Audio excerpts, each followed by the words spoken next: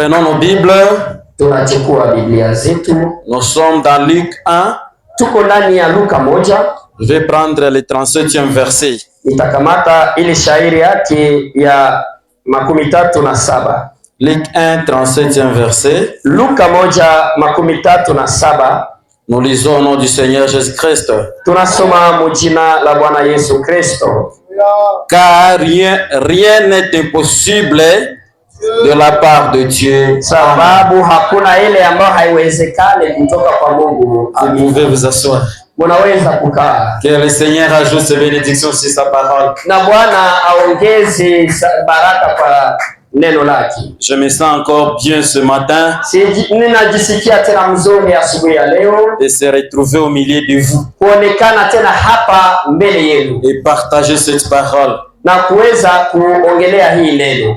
Durant la semaine, on était en train de parler sur l'aveugle Bartima. Mjuma mzima tulikuwa nazungumzia kipofu Bartima. Et on a développé beaucoup sur l'aveugle Bartima. Na tuliweza kusema mingi kuhusu kipofu Bartima. On a vu qu'est-ce que lui a accroché de Dieu. Tunaona nini ambaye alimfungamana na Mungu. C'était deux choses qui accrochaient l'aveugle Bartimée de Dieu. Kulikuwa kitu kimoja ambacho kiliweza kufunganisha la première des choses, kitu cha kwanza. On a vu qu'il y avait la méditation. Tuliona kwamba kulikuwa kutafakari. Bartimée méditait sur la parole de Dieu. Bartimayo alikuwa anatafakari et au travers cette méditation, na kupitia ile kutafakari, il a eu la chance de se contacter avec le Seigneur. Alipata hiyo neema kukutana na Bwana. Et il a eu la réponse à ses requêtes. Alipata jibu kwa ombi. Et la deuxième des choses, na kitu cha pili, c'était la prière. Ilikuwa ni maombi. Les cris.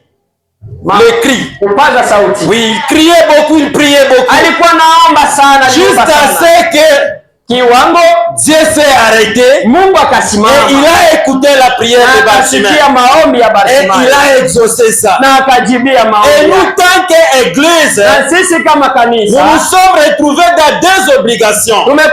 Tumekutanika ndani ya devons méditer sur la parole. Tunapaswa tafakari kwa neno. Et nous devons prier beaucoup. Na tunapaswa omba sana. Car rien n'est impossible à Dieu. Sababu hakuna lenye haliwezekani kwa Mungu. Rien n'est impossible à Dieu. Hakuna kenye hakiwezekani kwa Mungu. Tu peux penser que ça ne peut plus. Unaweza wazia kama havitaeleka. Mais devant Dieu c'est encore possible. Lakini mbele ya Mungu vinawezekana. Et raison pour laquelle ce matin, na ndio maana hii asubuhi sous les mêmes inspirations, chini ya ile pulizio, je vais parler sur Jésus-Christ, nitazungumzia kuhusu Yesu qui est le spécialiste, yule ambaye ni wa kipekee, des choses que les autres ne peuvent pas faire. Kwa mambo ambayo wanadamu hawawezi kuifanya. Un spécialiste, yule mtu wa kipekee, des choses que les autres ne peuvent pas faire. Mambo ambayo wengine hawawezi kuifanya. Lorsque nous parlons de la spécialité, tunapozungumzia kiupekee, c'est quelque chose qui est de surnaturel. Ni kitu ambacho kiko juu ya kimaumbile. C'est quelque chose qui est de différent. Ni kitu ambacho kiko tofauti. Tu es le spécialiste en psychologie. Uko wa kipekee ndani ya psychologie. Tu n'es pas psychologue seulement. Wewe hauko tu munisimu. Mais tu deviens aussi spécialiste. Lakini unakuwa tena wa kipekee. Tu es spécialiste en gynéco. Uko wa kipekee ndani ya. Tu n'es pas gynécologue seulement. Hauko gynécologue. Mais tu es spécialiste. Lakini ulisoma sana. Tu sais que les autres ne peuvent pas faire. Yote ambao wengine hawawezi kuifanya. Tu es spécialiste. Wewe uko wa kipekee unaijua. Jésus-Christ qui est le spécialiste. Yesu ambaye iko wa kipekee mambo que les autres ne peuvent pas faire. Ambao wengine wanadamu hawezi kuifanya. Qu'est-ce que les autres ne peuvent pas faire? Wengine wanadamu hawezi fanya nini? C'est la question qu'on doit se poser. Hiyo ndio swali ambalo tunapaswa jiuliza. Qu'est-ce que les apôtres ne peuvent pas faire? Hawezi kufanya nini? Qu'est-ce que les prophètes ne peuvent pas faire? Manabii hawezi kufanya nini? Mais c'est réservé seulement à un spécialiste. Lakini inawekewa tu kwa mtu mmoja. Jésus-Christ.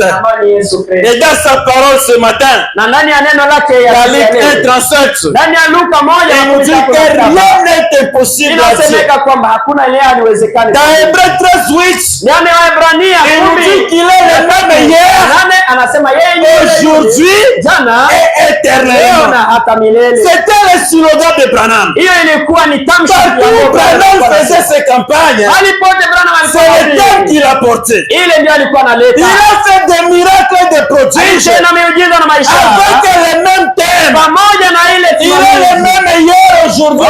Yule jana leo na hata si nous croyons kama sisi il a béni hier, kama alibariki jana, si nous croyons kama tunaamini il a guéri hier, kuonesha jana, semblablement, il est dans l'obligation de le faire aujourd'hui. Écoute-moi bien. Ça dépendra de ta position. Ça dépendra de ta position.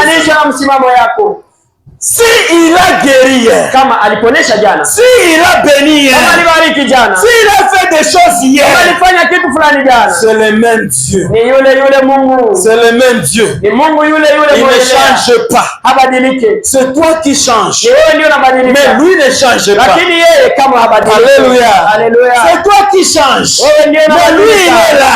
Et il te voit toujours. Il sait ce qui te fait du mal. Je prends Exode. Je prends Exode. Oui. Exode 15. Je vais prendre le 6e verset jusqu'au 11e. Nitakamata ile fungo yake ya 6 mpaka ile ya 11. Ou je prends seulement le 10e et 11e. Ama nakamata ya 10 na 11. Tu as soufflé la mer. Tu as soufflé la mer. Ulipuliza bahari. Les a recouverts. Na iliweza kufunuliwa. Oui. Ils se sont enfoncés. Waliweza kudumukia comme du plombo. Kama ile plombo. Dans les eaux magnifiques. Ndani ya maji mazuri. Qui est comme toi parmi le Dieu, Seigneur Yahweh? Nani ndio iko kama wewe miongoni mwa Mungu Bwana Yahweh? Qui est comme toi magnifique en sainteté? Nani ndio iko kama wewe mzuri ndani ya utakatifu? Redoutable et digne de louange. Na wewe ambaye unastahili kupewa sifa. Toi qui as fait des choses étonnantes. Wewe ambaye ulifanya mambo ya kushangaza. Ça, c'est quand les enfants d'Israël étaient en train de sortir dans les camps.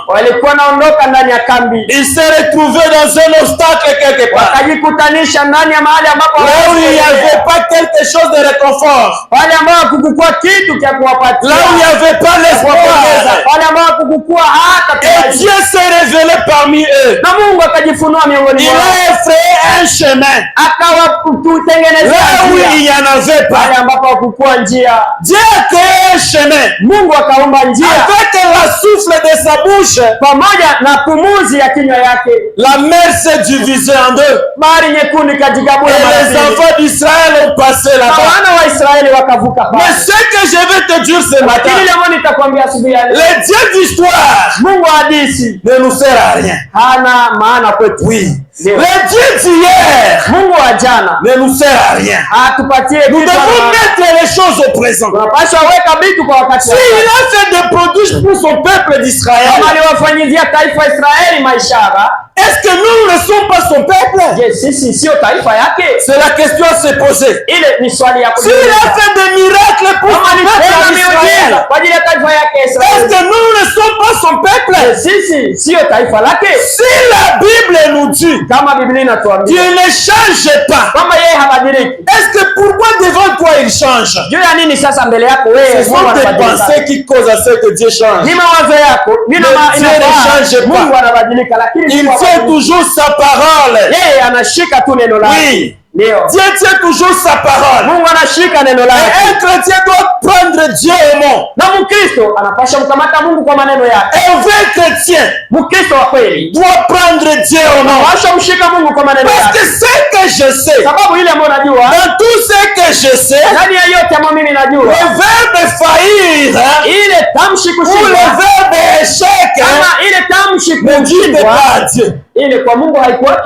Peu importe les circonstances, peu importe les moments difficiles, peu importe les orages de la vie, mais Dieu n'échoue jamais. Dieu n'échoue jamais. Oui. Bartimée a médité sur la parole de Dieu. Il a eu le temps de passer sur la parole de Dieu. Et un jour, il a cherché un contact direct avec Dieu. Laisse-moi te dire, bien-aimé, ce que tu penses, c'est ce qui t'arrive souvent. Si tu penses au problème, tu médites sur les problèmes seront là. Mais si tu médites sur la victoire, tu es dans l'obligation de faire quelque chose pour toi. Ça dépendra de ta position ce matin. Oui, ça dépendra de ta position. Je sais que vous seriez bénis. Dieu tient sa parole. Prêché le 7 avril 1957 matin. Ilihubiriwa tarehe 7 mwezi wa 4 na 1957. 57. Je suis au paragraphe 48. Niko kwa fungu yake 48. Il y a une seule chose que Dieu ne peut pas faire. Écoute ça bien. Il y a une seule chose que Dieu ne peut pas faire. Y avez-vous déjà pensé? Il y a une seule chose que Dieu ne peut pas faire. C'est faillir. Il peut tout sauf faillir. Mais il peut pas faillir. Alors, si notre sainte confiance est fondée ce matin,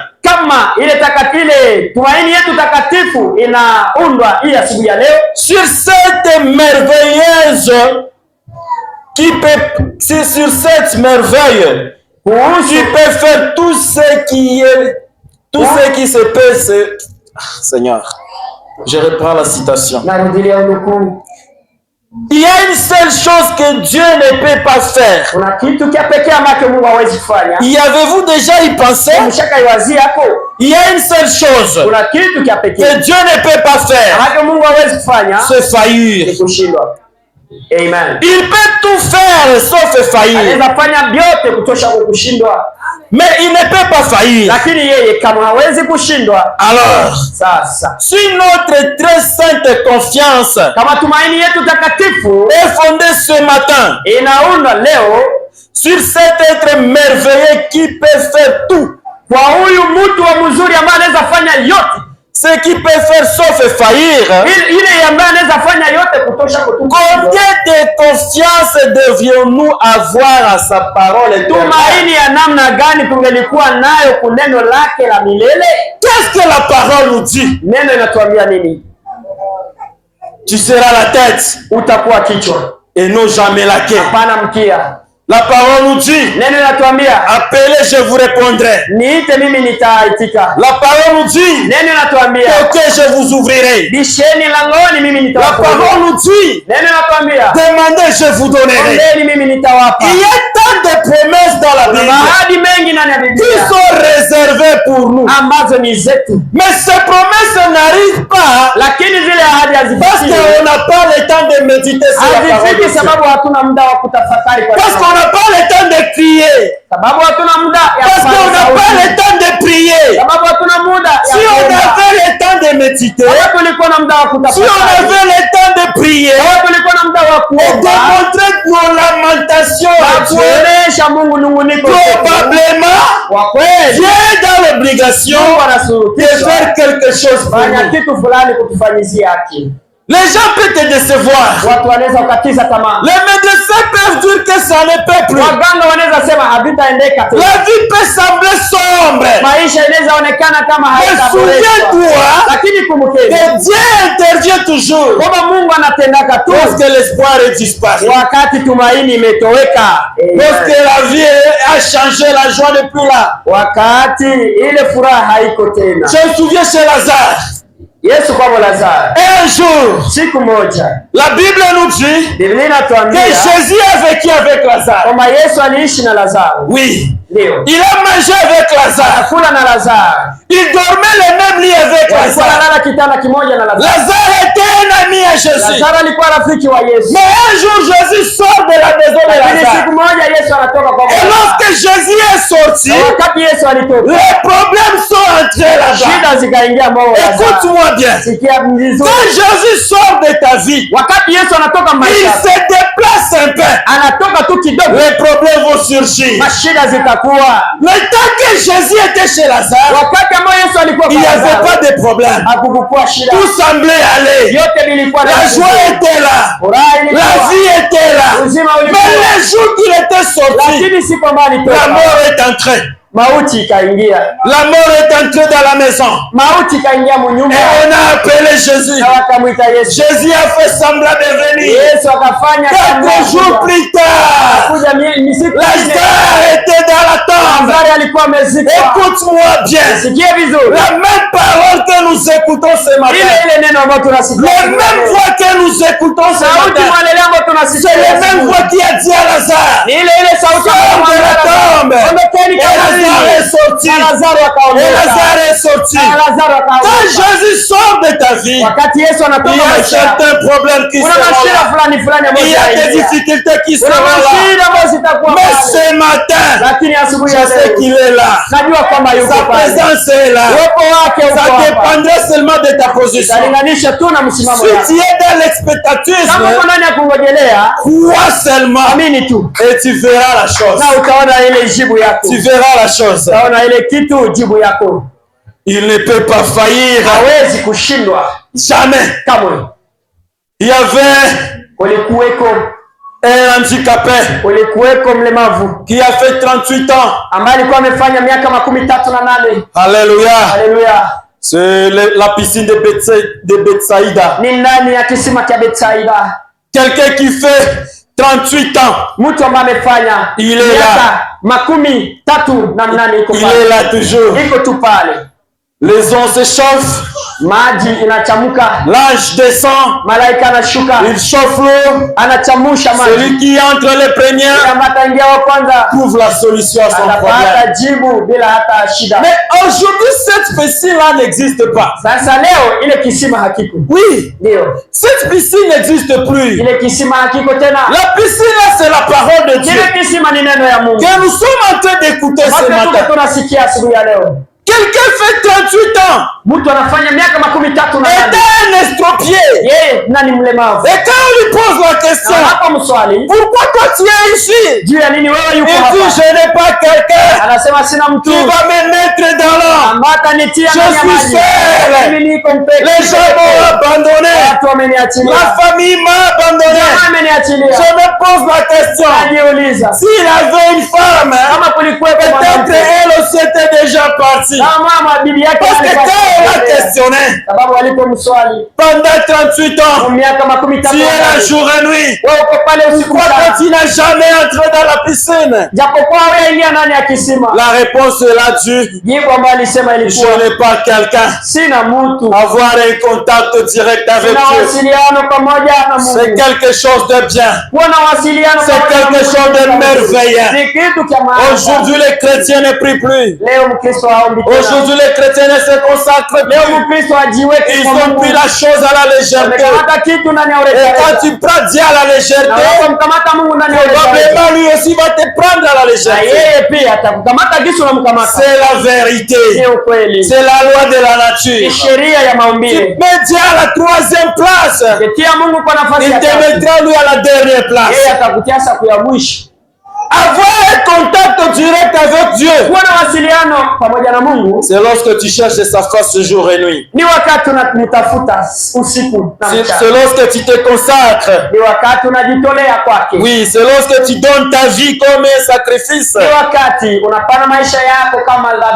Il y a d'autres choses que tu ne peux pas avoir si tu n'as pas donné un sacrifice. Oui.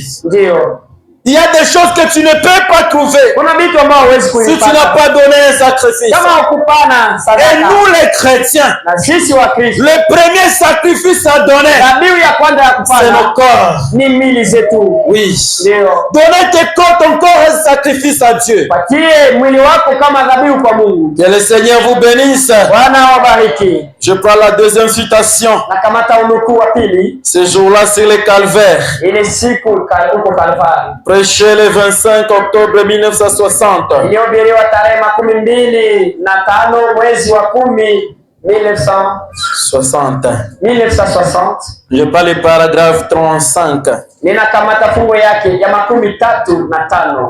Mais tu agis au moment où rien d'autre peut agir. Sasa unatendaka kwa wakati ambao hakuna mwingine mtu anaweza tenda. Nous avons appris, Seigneur, tumesikia Bwana, que si nous avons des rivières, kama kunapokuwa kama tuna maji, que si nous avons des rivières, kama kuna maji, des mitoni, que nous ne pouvons traverser, kama kuna mitoni ambayo hatuwezi kuvuka, que si nous avons des montagnes, kama tuna milima infranchissables, ambayo hatuwezi kuzipanda, Dieu est spécialiste des choses, Mungu ni wa kipekee kwa mambo que les autres ne peuvent pas faire, wengine watu hawawezi kuifanya. S'il y a des rivières, kama kuna mitoni que tu ne peux pas traverser, ama wewe hawezi weza kuivuka, s'il y a des montagnes, kama kuna milima que tu ne peux pas franchir, ama hawezi weza ce kuzipanda, matin la parole nous dit asubuhi ya leo que notre Dieu est spécialiste des choses que les autres ne peuvent pas faire. S'il y a des problèmes qui n'ont jamais trouvé la solution, s'il y a des maladies qui n'ont jamais trouvé la guérison, s'il y a des chômages qui n'ont jamais trouvé la solution, notre Dieu est spécialiste. Ça dépendra seulement de toi. Ça dépendra de ta position vis-à-vis de lui. Qu'est-ce qui est difficile pour toi ce matin? Qu'est-ce qui est difficile pour ta famille ce matin? Des fois tu te lamentes beaucoup. Des fois tu pleures jour et nuit. Tu as scolarisé les enfants difficilement, mais personne qui a un emploi. Personne qui a un emploi. Tous ont été scolarisés très difficilement. Tu as mis au monde 7 ou 9 enfants. Mais personne qui est à mesure d'aider l'autre avec $1. Il n'y a pas une personne dans la famille qui peut sauver quelqu'un dans les difficultés. Un parent qui est dans les situations pareilles, il n'est pas content. Elle n'est pas contente. Elle pose toujours la question. Qu'est-ce que moi je fais? Je vois les enfants de mes voisins prospères. Ils sont en train d'évoluer. Mais chez moi ça ne tient pas. Qu'est-ce que moi j'ai fait à Dieu? Il y a de pleurs et de lamentations. Tes business ne vont plus. Tout ce que tu touches ne marche pas.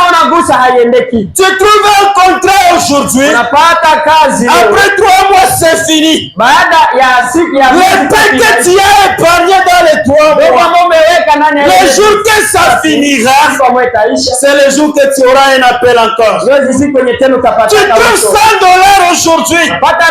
Les enfants sont malades. Oui. Les $100 que tu as touchés, il y a d'abord les $70 à payer pour la facture de l'hôpital. Il y a $10 qui vont aller à l'école. Il y a une vie qui est comme une photocopie de ta vie. Unakuwa maisha ambayo inakuwa kama ni fotokopia maisha yako. Tu vis la vie qui ne te ressemble pas. Unaishi maisha ambayo haikufanani. Tu vis une photocopie de ta vie. Unaishi fotokopia maisha ce matin. Lakini asubuhi ya leo, s'il y a des choses qui sont impossibles, kama kuko vitu ambavyo viwezekani, notre Dieu est spécialiste wetu ni wa kipekee. Des cas impossibles. Vitu ambavyo viwezekani. Peu importe ce que tu as fait. Haijalishi ambayo ulifanya. Peu importe ce que tu es. Haijalishi ambayo ne te culpabilise pas. Usijipatie. Oui. Usijiculpabiliser. Oui. Ndio. Ne te culpabilise pas. Usijipe hatia. Parce que la prédication du diable, sababu mahubiri ya shetani, c'est la culpabilité. Ni kujipa hatia. Oui.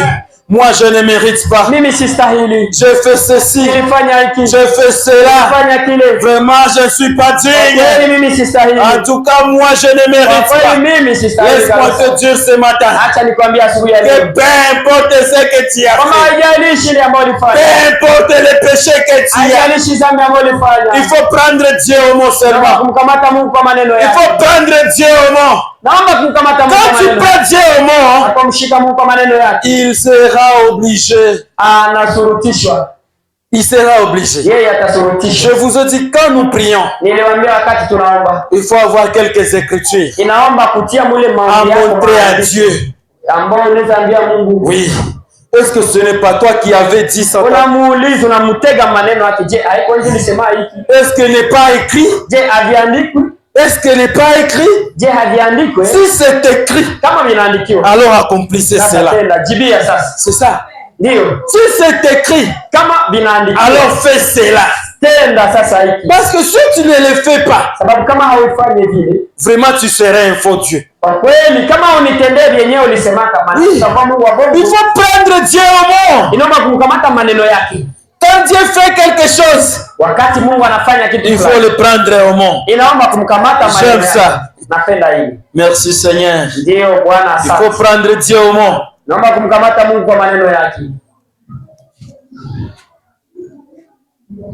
Que le Seigneur vous bénisse. Je suis toujours dans ce jour-là, c'est le calvaire. Oui.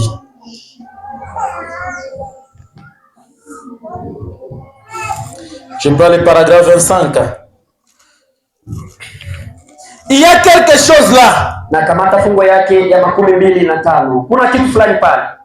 qu'il fait, qu'il faut entrer en contact avec la personne. Peu importe combien le surnaturel a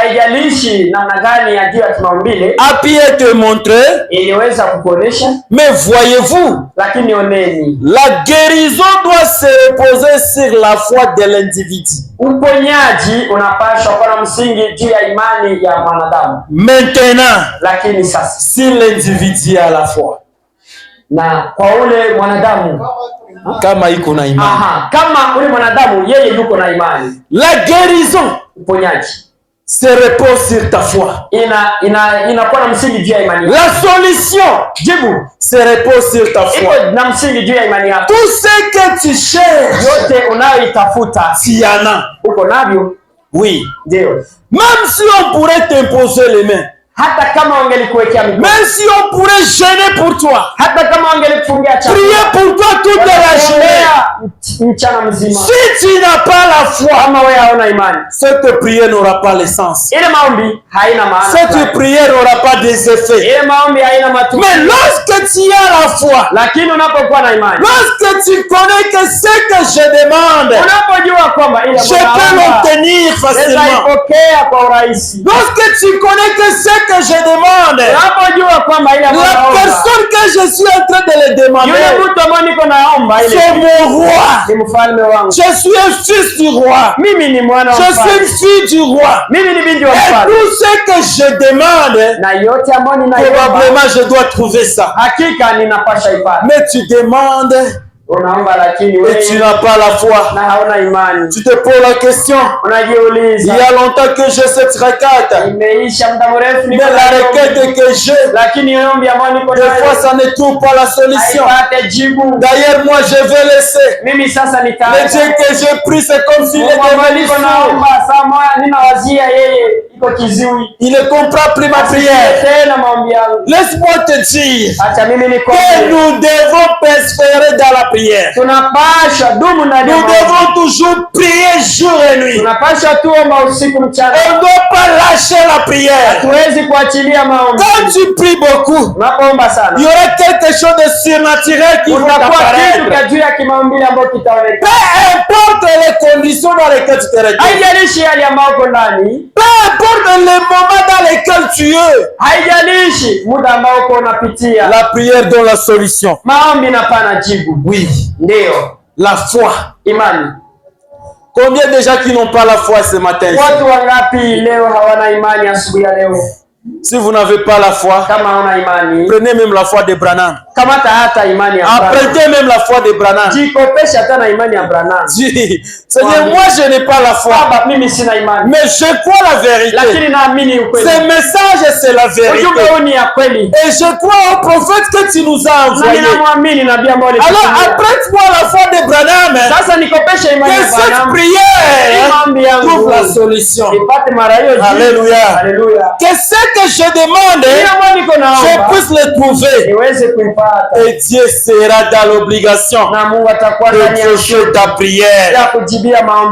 Oui. Dieu sera dans l'obligation de toucher ta prière. Il a fait des miracles. Il a opéré des gens sans cicatrice. Oui.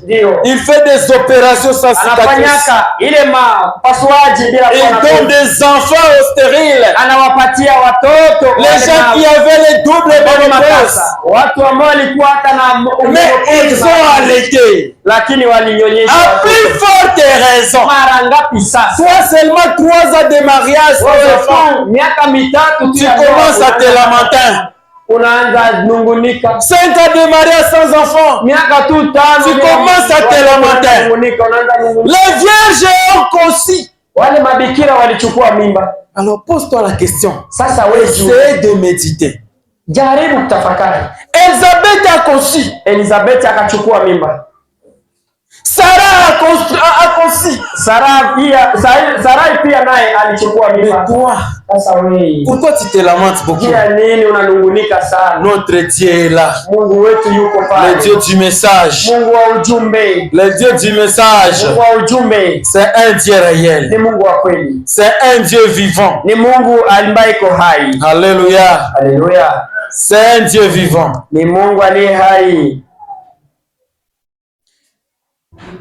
Je prends le Jéhovah des miracles. Prêché le 26 novembre 1959.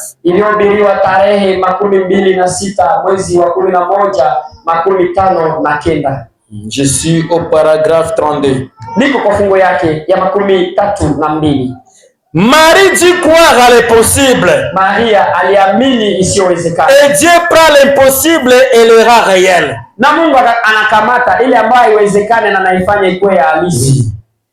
Quand il a pris au mot,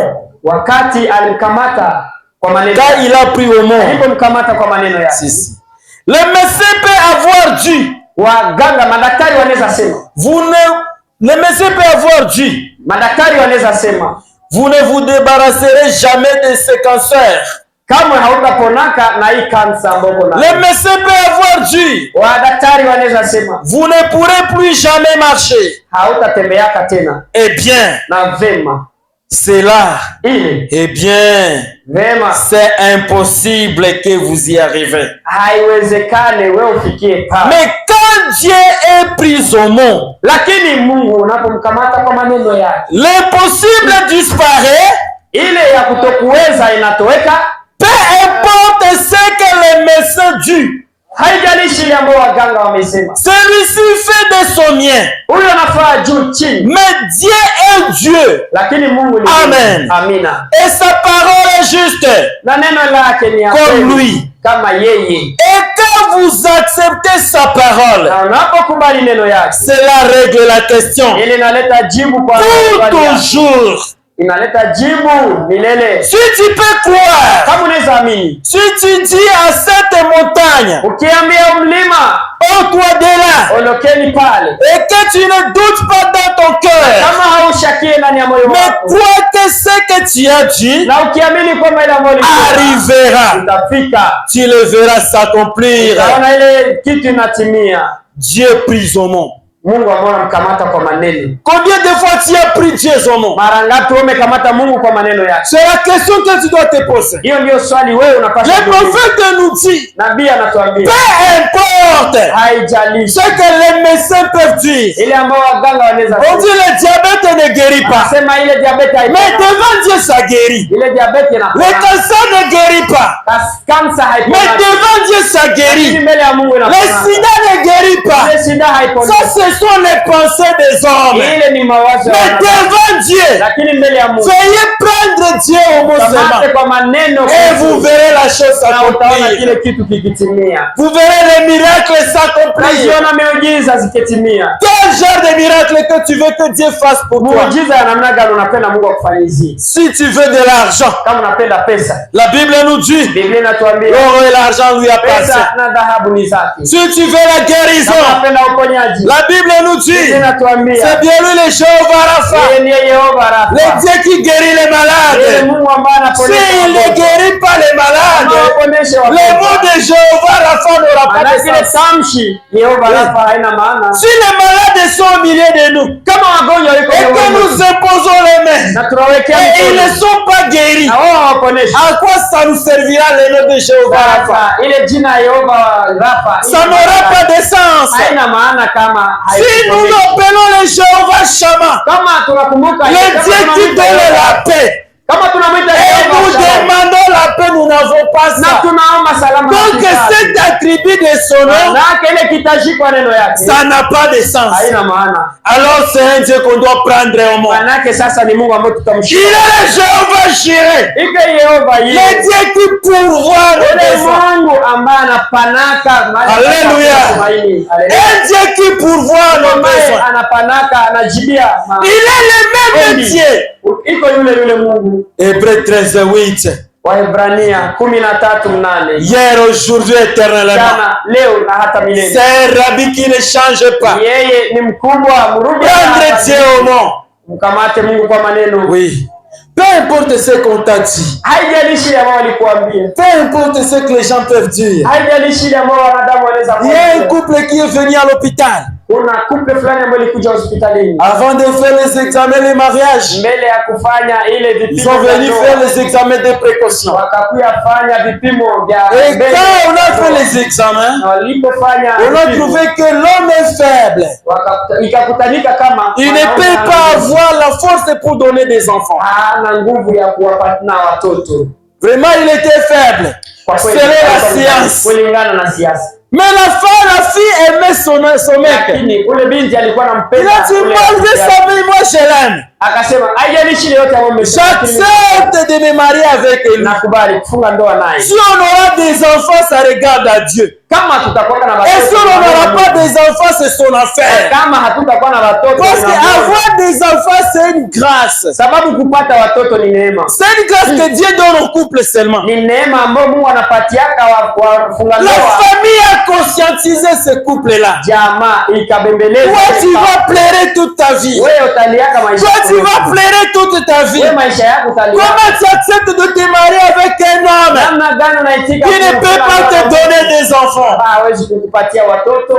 La fille était catégorique. Et les parents l'ont donné à cet homme-là. Mais une courte prière. Ce couple a des enfants aujourd'hui. Ils ont des enfants. Et nous croyons que même 10 seront là. Peu importe ce que les médecins ont dit. Peu importe ce que toi tu es. Le Dieu que nous croyons, c'est un Dieu spécialiste des cas impossibles. Je ne dis pas des cas faciles. Je dis des cas impossibles. Oui. Il est le spécialiste dans ce domaine-là. Ne lui montrez pas de petits problèmes. Non. Montrez-lui les cas difficiles. Montrez-lui les cas que les autres ne peuvent pas faire. Oui. Tout ce que les gens ne peuvent pas faire, c'est les cas que tu peux lui montrer. Arrêtez de prier des prières qui n'ont pas de sens. Seigneur, j'ai besoin de 5 000 francs. Si tu as besoin de 5 000 francs, il faut être très cher. J'ai besoin de 5 000 francs. Donne-moi 5 000 francs. Richard va te donner 5 000 francs. Mais tu es là, tu pries pour 5 000 francs. Jamais. Montrez à Dieu les cas impossibles. Tu manques à manger. Unakosa chakula. Va voir le frère Sami. Enda ona ndugu Sami. Frère, je sais que chez toi tu peux pas manquer quand même 25 kilos tirés. Ndugu, mimi najua kwako utakosa mchele. Et si vous n'avez pas ça, fais-moi même 2000 francs. Nipatie hata 2000 francs. 1 kilo de riz c'est 3000 francs aujourd'hui. Ile kilo moja ya mchele ni est-ce que Sami peut manquer 3000 francs te donner? Anaweza kosa 3000 francs kupatia. Arrêtez de prier comme des bébés. Mwache kuomba saba watoto wadogo. Les cas impossibles. Makesi za kabamikabamu na zisizowezekana. Ndio. Un jour à Il Afrique à tout près ici. Siku moja hapa Il Afrique hapa karibu. Il y a un couple qui était là. Kulikuwa couple hapo ilifika pale. Le papa était sidéré PVV. Baba alikuwa ameshikwa na magonjwa ya ukimwi. Sa femme était bien. Mke wake alikuwa yeye hayashikwa na ile magonjwa. Sans maladie, sans quoi. Alikuwa hana hata magonjwa. C'était un couple chrétien. Ilikuwa ni couple ya qui prie à l'église Kanisa la Mungu à l'office. Walikuwa naombea kanisa la Mungu hapo. Moi j'étais là. Mimi nilikuwa pale. On a conscientisé cette maman. Wakamwambia yule mama. Maman, regarde ton mari est malade. Angalia mume wako ni mgonjwa. Il est partant, il est en train de partir.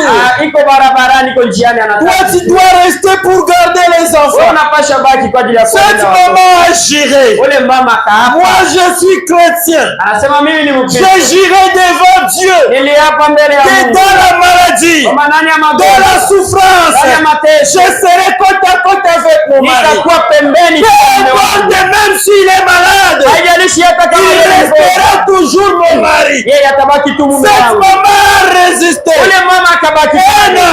Jusqu'à 17 ans. Ça trouvait les sidans. Et il venait toujours à l'hôpital accompagner son mari. Moi je me pose la question.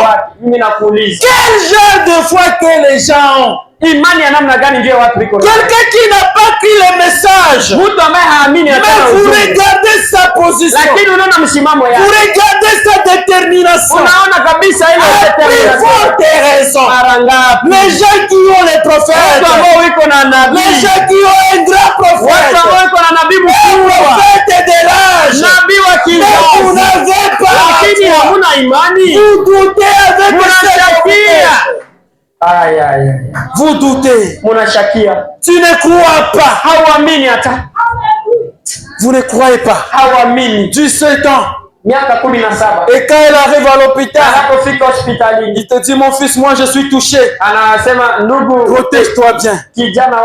Alléluia. Ne te culpabilise pas. Ne te culpabilise pas. Je sais que vous seriez bénis. Oui. Vous seriez bénis. Moi, je le crois. Si, je le crois. Parce que hier, j'ai préparé cette prédication. Le diable m'a frappé d'une manière exceptionnelle. Toute la journée. J'ai eu l'amibe qui m'a fait du mal. Je n'ai pas eu même le temps de lire comme je devrais lire. Je prends ce jour-là sur le calvaire. Le paragraphe 83. Écoute ça bien. Regarde ce jour-là sur le calvaire. Ce qu'il a fait pour nous. Ce qu'il a fait pour vous. Il a payé le prix pour vous. Il a réglé la question. Si vos péchés sont comme les cramoisis, ils sont blancs comme la neige, rouge comme la pourpre, blanche comme la laine. Alors, vous n'avez pas de péché. hauna dhambi. Vous êtes parfaitement sans péché. Wewe uko kikamilifu bila dhambi. Peu importe ce que vous avez fait. Haijalishi ile ambayo ulifanya. Ou ce que vous faites. Yote ambayo uko nafanya. Vous êtes quand même sans péché. Lakini wewe hauna dhambi. Pourvu que vous aviez accepté Jésus-Christ comme votre sauveur. Jinsi tulimkubali Yesu Kristo kama mkombozi. Vos péchés sont pardonnés. Dhambi zako zimesamehewa. Tout ce qui est pardonné yote ambayo imesamehewa est remis à l'oubli. Imeweka ndani ya arrête de te culpabiliser. Acha kujipatia tena kosa. Peu importe ce que tu as fait. Haijalishi ambayo ulifanya. Peu importe ce que tu fais. Haijalishi ambayo unafanya. Peu importe ce que tu feras. Haijalishi ambayo utafanyaka. Tout ce que tu as fait, ile yote ambayo ulifanya, tout ce que tu fais, ile ambayo unafanya, et tout ce que tu feras, yote ambayo utafanyaka, tu es sans péché. We hauna dhambi. L'essentiel en est que ya maana iko tu as pris, umekamata, tu as accepté Jésus-Christ comme ton sauveur. Kama mkombozi wako. L'œuvre du calvaire n'a pas passé en vain. Haikupita kwa bure. L'œuvre du calvaire n'était pas pour les animaux. Haikuwa kwa ajili ya wanyama. C'était pour nous. Lakini ilikuwa kwa ajili yetu. Dieu a donné son sang. Kama Mungu alipenda, il a accepté la souffrance. C'est pour nous racheter. Kwa ajili ya c'est pour nous restaurer. Kwa ajili ya kuturudisha. Ramener à kwa ajili ya kuturudisha kwa msimamo wetu. Et quelle est notre position? Msimamo wetu ni retourner dans le jardin de Dieu. C'est de vivre comme des enfants du roi. C'est de vivre comme les fils du roi. C'est ça l'œuvre du calvaire. Ne te culpabilise pas. Regarde-moi. Je ne suis pas digne. J'avais avorté il y a longtemps. Ça, ce n'est pas ton affaire. Ce qui est important, c'est d'accepter Jésus-Christ comme votre sauveur. Et vos péchés sont jetés dans la main de l'oubli. Jamais, jamais. Personne qui peut dire que tu es encore un péché. L'essentiel, c'est d'accepter Jésus comme notre sauveur. Et la question est réglée. La question est réglée. Ne vous intimide pas. Moi, mon ministère n'est pas de condamner les gens. Jamais. Je n'ai pas ce don-là de vous condamner. Mais je dois vous monter. Je veux que vous montez en vitesse, en puissance, et être en contact direct avec le Seigneur Jésus. Il y a les gens qui ne sont pas bénis. Il y a les gens qui ne voient pas la main de Dieu. Parce qu'il y a la culpabilité. Le diable te montre, frère Eli. Frère Eli, tu comprends? Tu te souviens de ce que tu avais fait? Toi, tu n'es pas digne. Et chaque prière que tu fais, Seigneur, je ne suis pas digne. Je ne suis pas digne. Qui t'a dit que tu n'es pas digne? Tu as accepté Jésus-Christ comme votre sauveur. Et cela suffit. Oui, c'est la parole qui l'a dit. Ce n'est pas moi qui l'ai dit, mais c'est la parole. Oui. Oh, j'avais volé une poule d'autrui. Oh, j'avais fait ceci, j'avais fait ceci. Jamais. Tu es digne. Tu es digne. Peu importe ce que tu as fait. Néanmoins, tu as accepté Jésus-Christ comme votre sauveur. C'est un Dieu réel. C'est un Dieu qui exauce. C'est un Dieu qui parle. Le spécialiste des cas impossibles. Oui. C'est le Seigneur Jésus-Christ. Alléluia. J'aime ça. Qu'est-ce qui te fait du mal? Oui. Qu'est-ce qui te fait du mal? Quel genre de problème que tu as qui ne peut pas être réglé par notre Dieu? Vous savez, dans chaque âge de l'église, quand Dieu a envoyé des prophètes majeurs, il y avait toujours les défis qui étaient là. kulikuwaka tu mchangamano ambao ilikuwa na Oui, le diable il est fort aussi dans les contre-attaques. Naye iko na nguvu kabisa vile vya kuatakia watu. C'est ce que le prophète nous dit. Ile ndio nabii anatuambia. Il nous dit que le diable est fort dans les contre-attaques. Inatuambiliwa kwamba shetani naye raison pour laquelle quand il attaque, il faut attaquer avec vigueur. Ndio maana wakati kama unaanza pigana, inaomba parce que si tu lâches un peu, kama unaacha tu kidogo, il va te prendre. Atakuangusha et il va faire le contre-attaque. Na atakapokurudilia, et il va te biter. Atakuangusha, atakushinda. Ndio. Oui. Il va te biter. Atakuangusha. C'est ça. Il va te biter. Atakuyaza. Je prends la Bible. Nakamata Biblia. Je prends la Bible. Nakamata Biblia.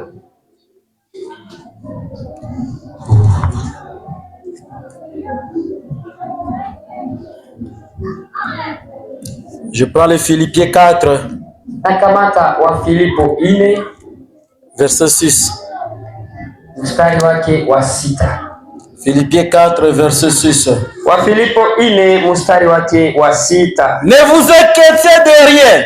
Msisumbuke kwa lolote. Mais à toutes choses, lakini kwa mambo yote, faites connaître vos besoins. Muweze kuonesha à Dieu par de prières et de supplications. Kwa Mungu kupitia maombi na kusihi. Avec des actions de grâce. Pamoja hata na shukrani. Ça c'est la Bible. Hiyo ni Biblia. Qui nous dit ne vous inquiétez de rien. Ambayo natuambia usijisumbue kwa lolote. Tout ce qui te fait du mal, yote ambayo inakusumbua. Nous sommes dans un province problématique. Tuko ndani ya jimbo ambalo ni ya shida sana. Où les gens ont vieilli en état jeune. Ambao watu wamezeeka na wangali wadogo juu ya maisha. La seule chose que nous avons ici à Goma c'est les sapilo.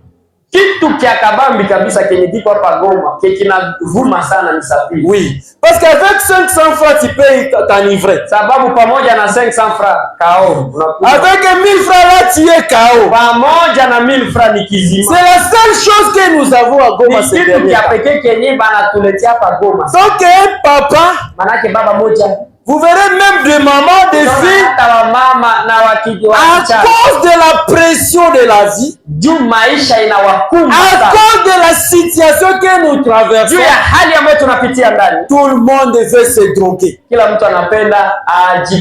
monde veut avoir une pression. Il ne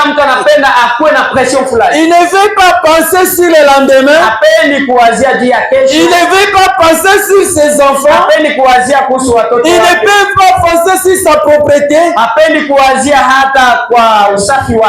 Avec cela, nous vieillissons en étage. Et si vous remarquez, la majorité des gens ici, tous peuvent aller au santé mentale. Oui. Parce que tout le monde est dans le nostalgie.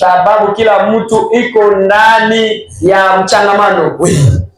Et la première signe qui montre que quelqu'un n'est pas bien psychologiquement,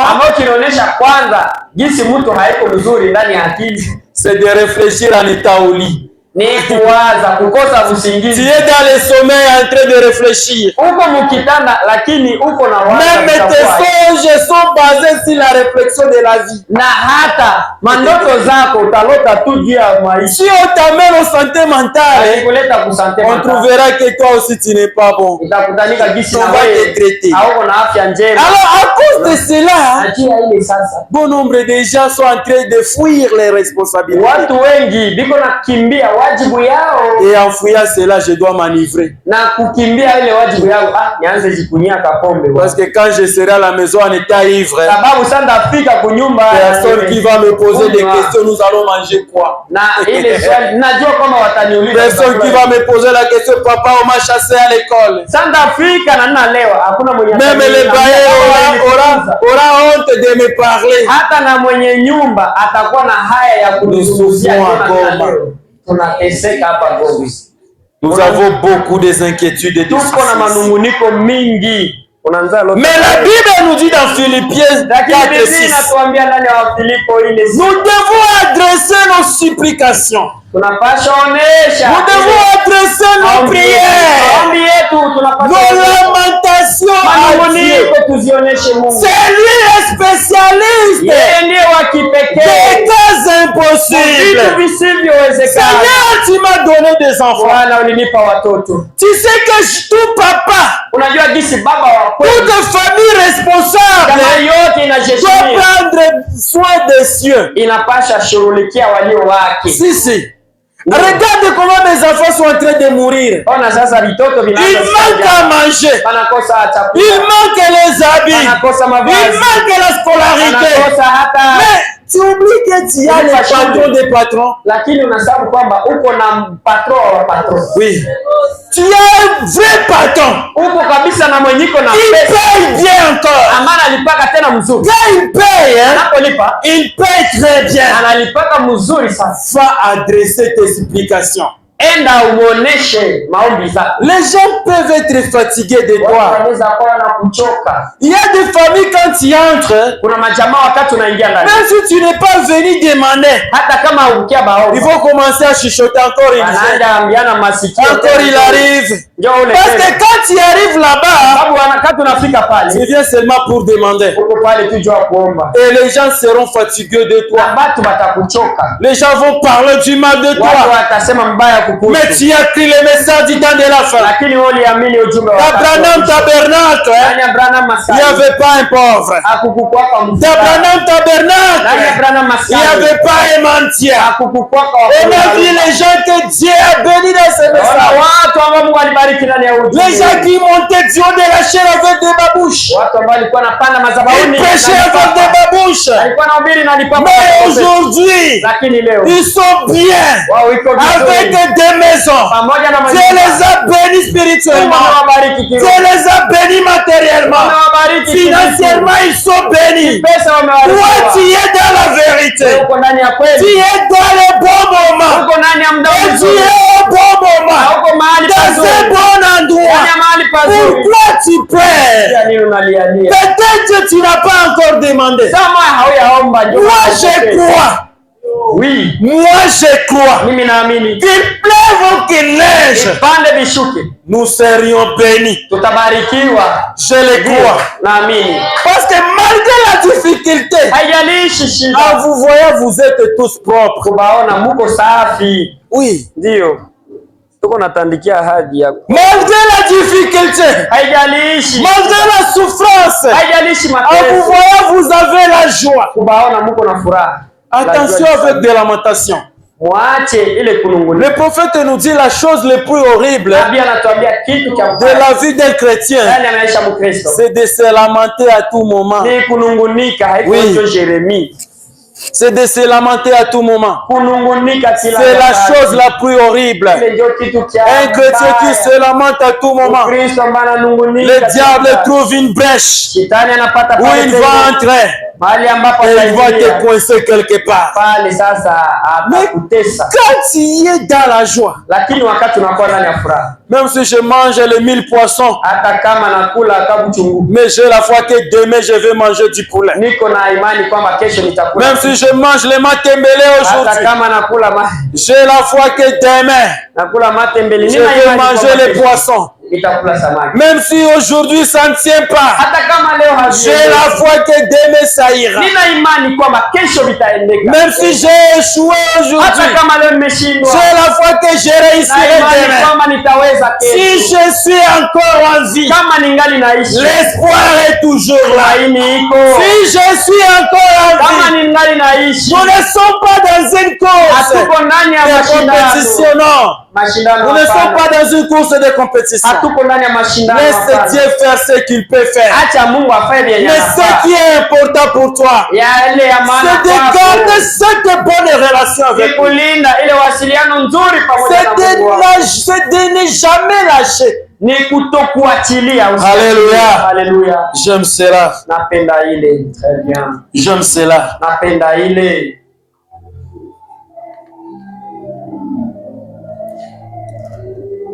Je prends Zaché, l'homme d'affaires. Prêché le 21 janvier 1963. Ilihubiriwa tarehe 21 mwezi wa kwanza 63. Je prends le paragraphe 97. Na kamata fungo yake ya 97. Rebecca avait vu tout ça. Rebecca alionaka vile vyote.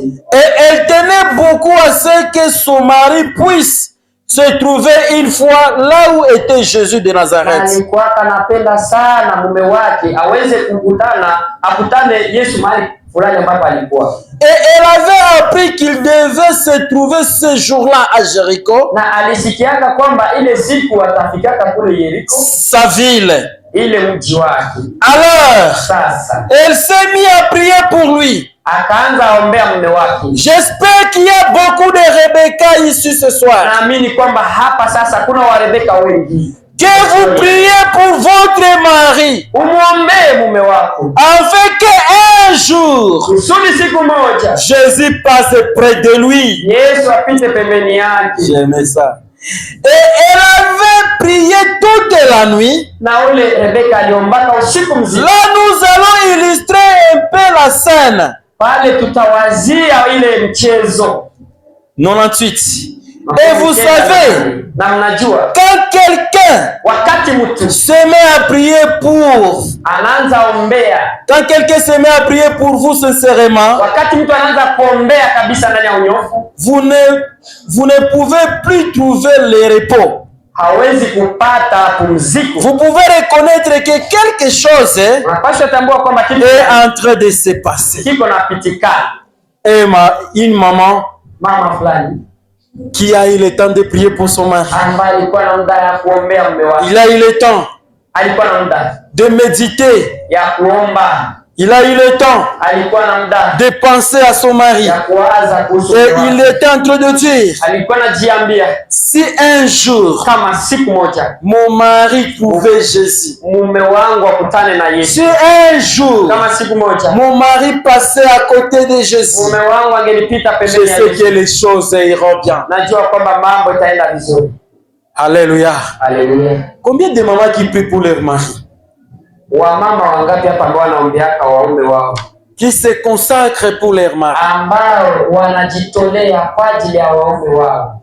Vous savez que le mari c'est la tête de la maison. Najua jinsi bwana ndiye kichwa ya nyumba. Et toute bénédiction qui doit vous arriver, na baraka yote ambayo inaweza kufikia, doit commencer par lui. Inapaswa kuanzia.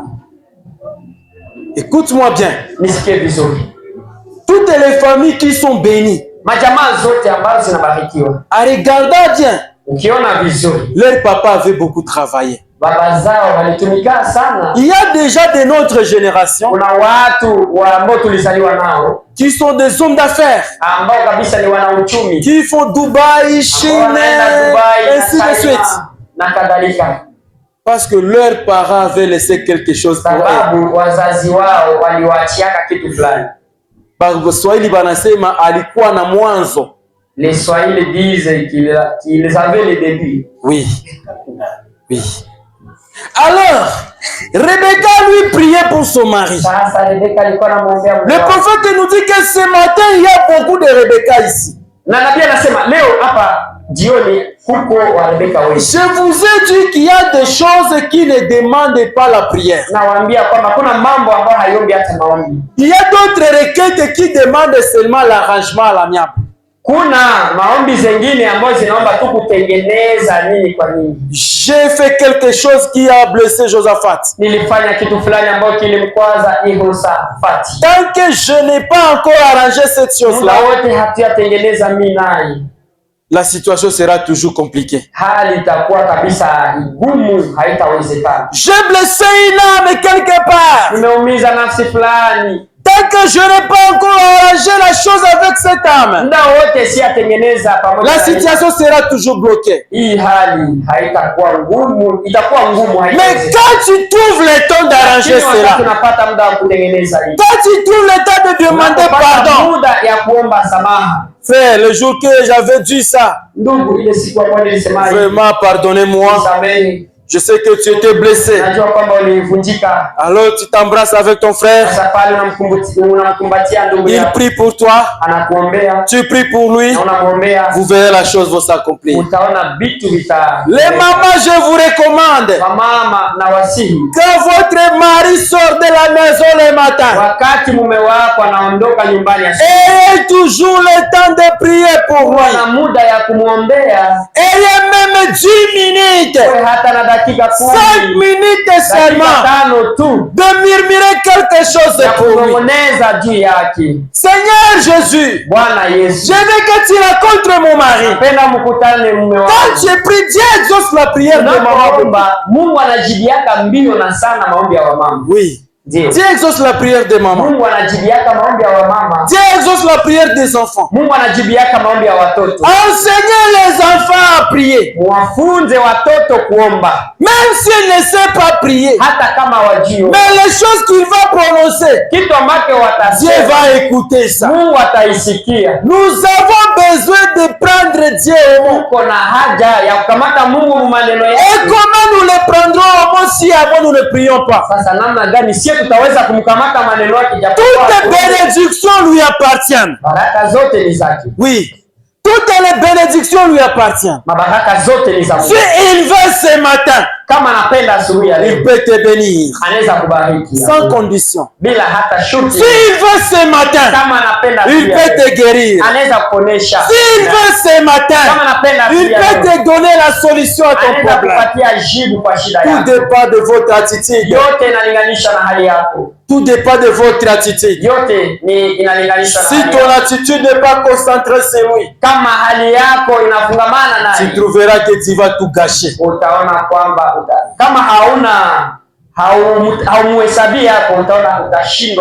Oui, tu verras que tu vas tout gâcher. Et les Bangala disent kolali balali yo. Soki olali balali yo. C'est ce que les Bangala disent.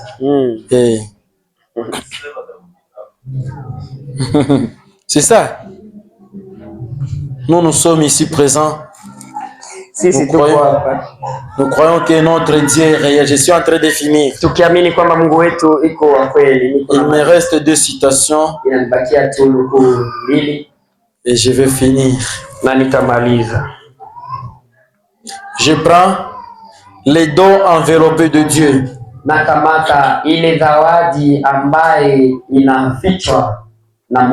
Oui, les dons enveloppés de Dieu. Prêché le 25 décembre 1960.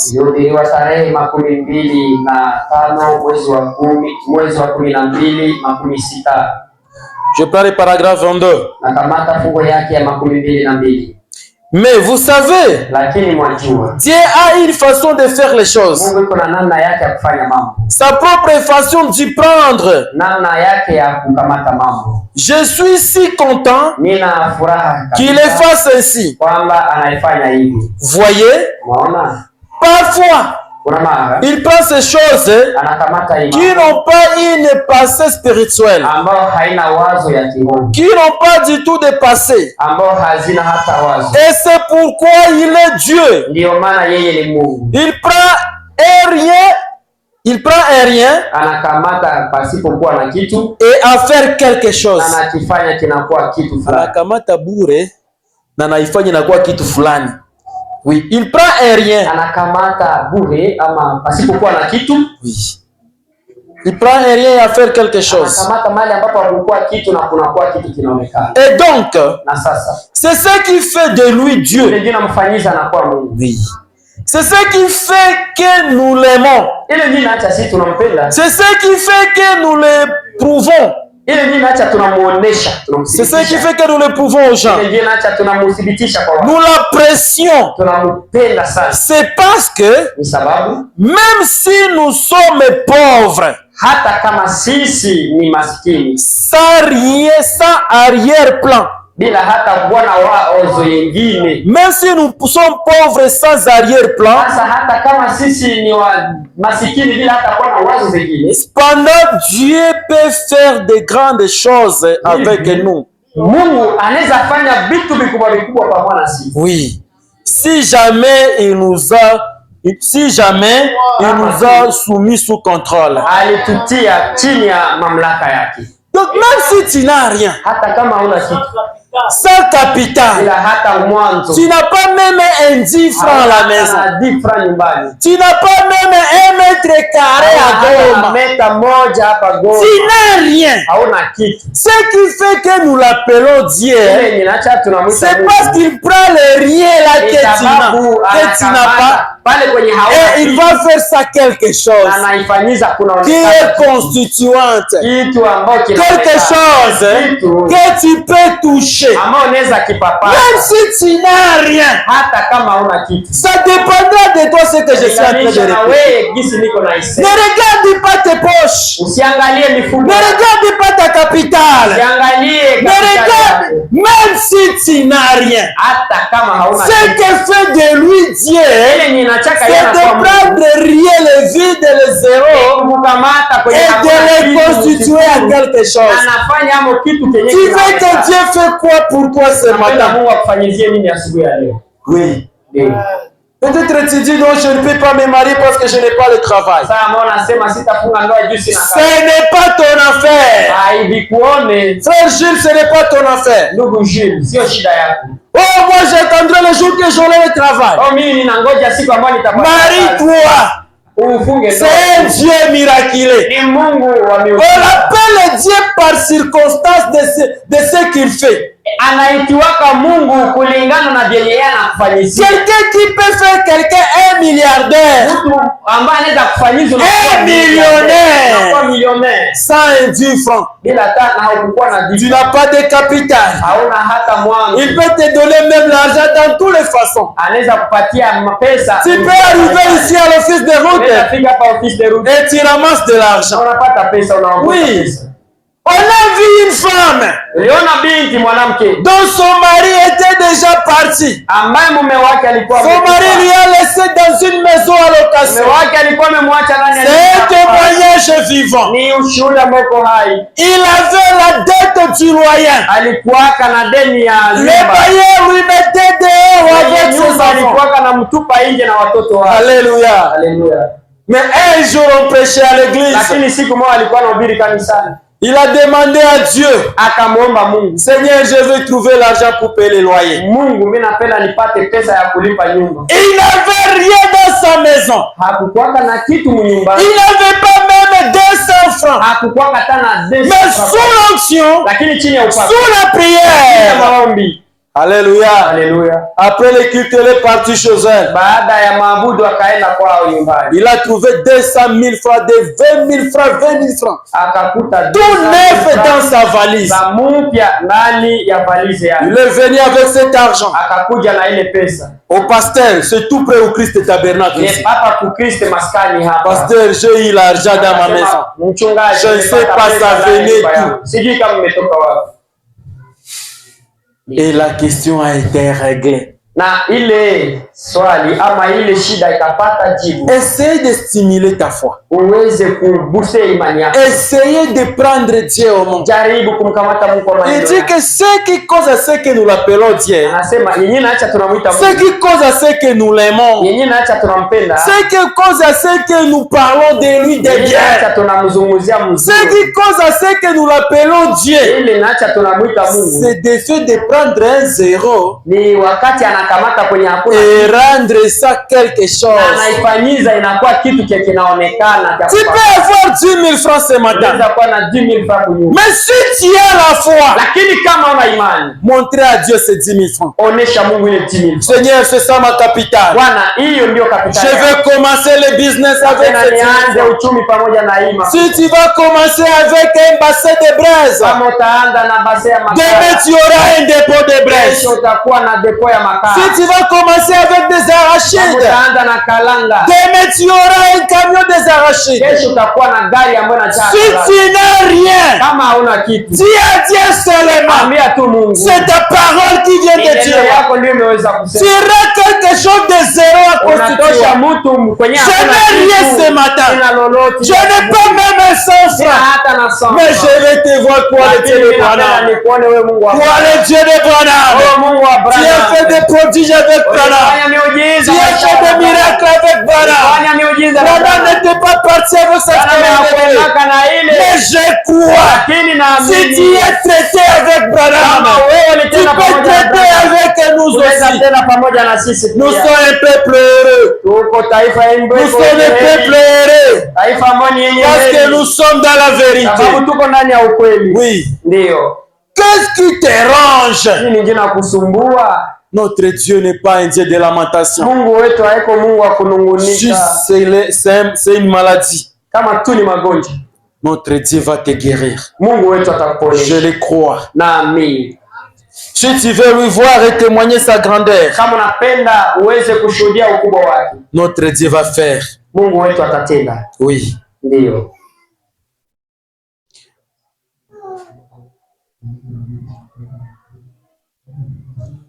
Notre Dieu va faire. Je crois. Et je le confirme. Je le confirme. Oui. Je le confirme.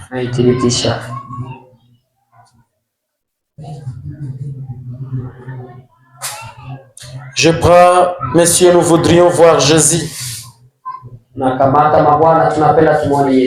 Prêché le 18 mars 1964.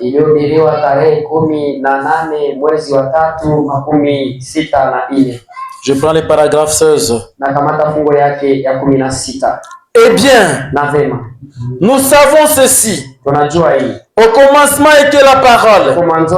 Et la parole était avec Dieu. Et la parole était Dieu. Et la parole a été faite chair. Et elle a habité parmi nous. Par conséquent, Dieu et sa parole sont une seule et même chose. Ce Dieu, sous forme des Écritures, vous n'avez pas plus que votre parole. Oui. Vous n'avez pas plus que votre parole. Dieu ne vaut pas plus que sa parole. Au commencement était la parole. Et la parole a été faite chair. Et elle a habité parmi nous. Qu'est-ce que la parole a dit pour toi? Tu dois faire l'introspection. Qu'est-ce que la parole dit pour ta vie? Est-ce que la parole dit que tu seras en train de pleurer toute ta vie? Je crois que c'est non. Est-ce que la parole dit que les autres mangeront la viande et toi tu mangeras les os?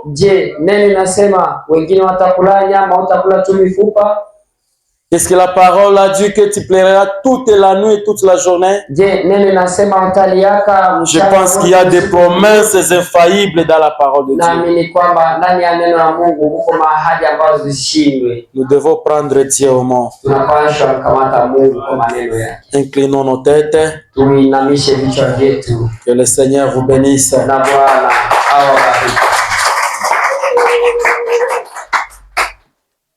Acclamez encore plus fort.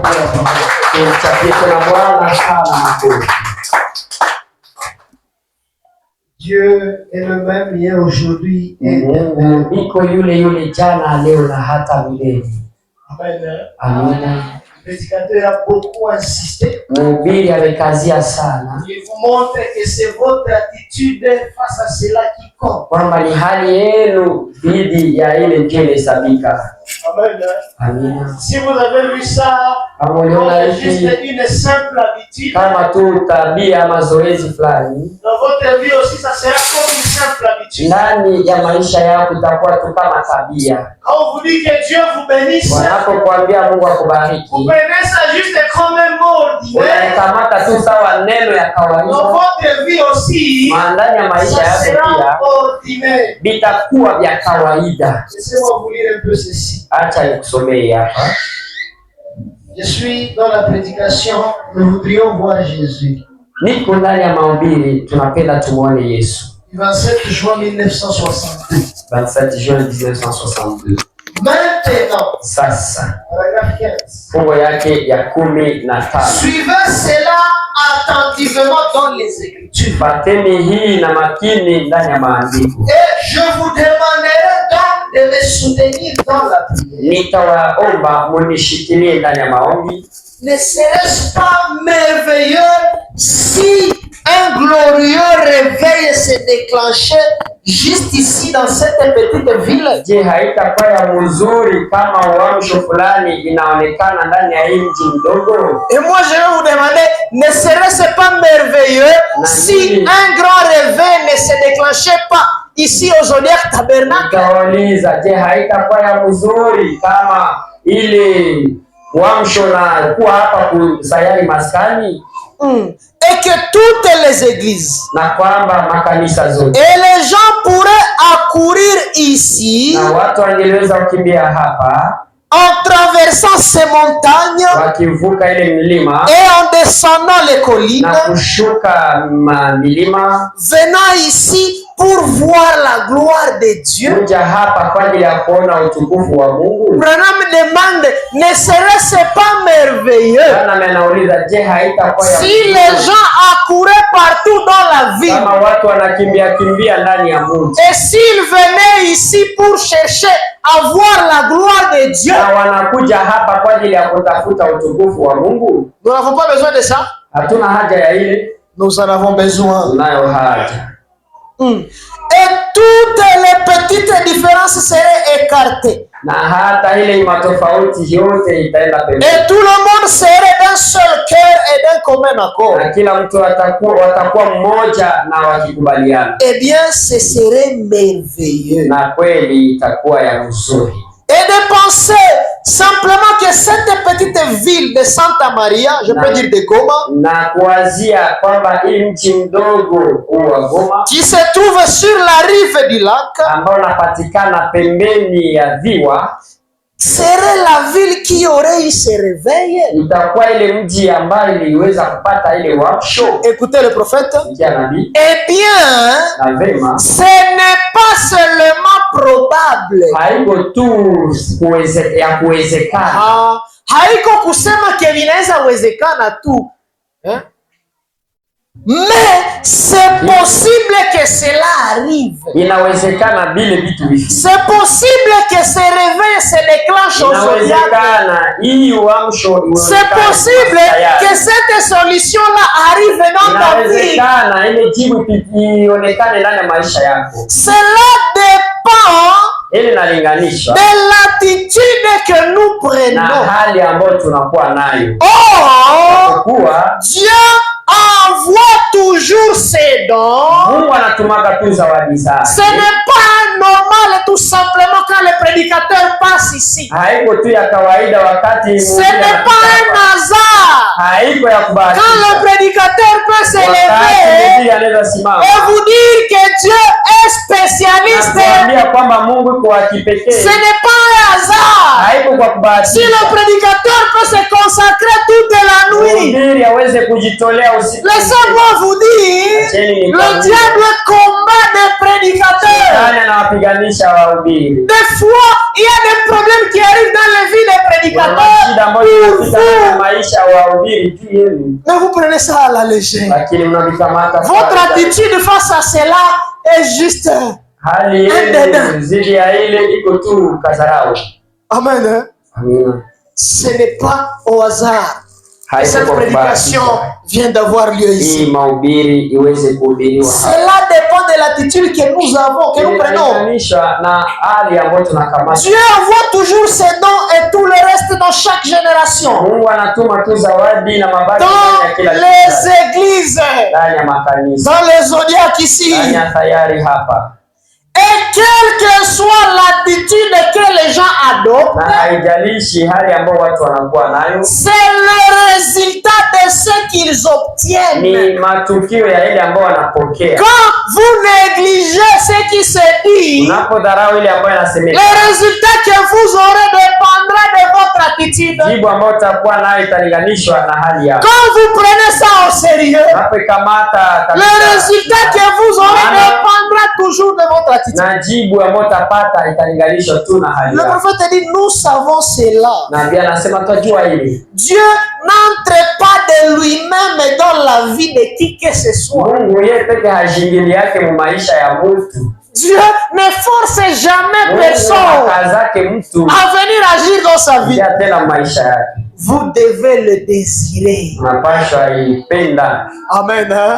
Après la prédication comme ça, il faut que vous désiriez ces choses. Il faut que vous désiriez ces choses qui semblaient impossibles. Et si vous le désirez, alors vous prierez. Si vous le désirez, vous aurez une attitude correcte envers cela.